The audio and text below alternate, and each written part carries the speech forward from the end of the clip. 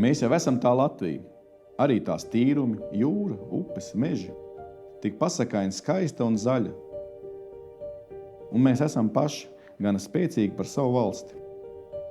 Skatoties uz Latvijas skaistumu no augšas, horizontu var ieraudzīt pilnīgi ar citu perspektīvu.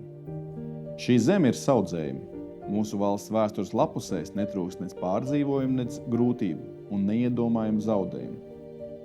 Taču līdzās vienmēr ir arī cerība, pārliecība un nesatricināma ticība 1918. gada 18. novembrī dibinātajai Latvijas valstī. Valsts svētkus gaidot, aicinu uz mirkli apstāties, palūkoties tālāk, skatīties pāri visiem pašreizējiem satricinājumiem, redzēt ko vairāk savas zemes un valsts liktenī. Patiesa cerība nav tikai sapnis par to, kādu vēlamies redzēt nākotnē. Cerība dod mums ticību un pārliecību, ka esamībai šeit un tagad savā zemē ir kāda dziļāka jēga un nozīme. Stāvēsim pāri negācijām, turēsimies pie valsts idejas, kāda tā bija pirms 105 gadiem.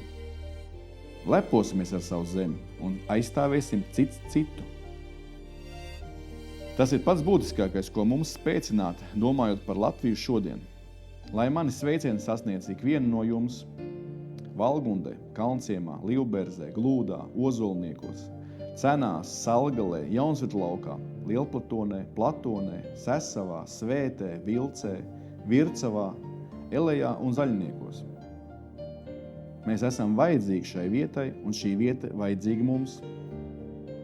Reiz izcīnītā valsts tagad ir īpaši saudzējuma, vēlēsim tai saules mūžu latvietībā.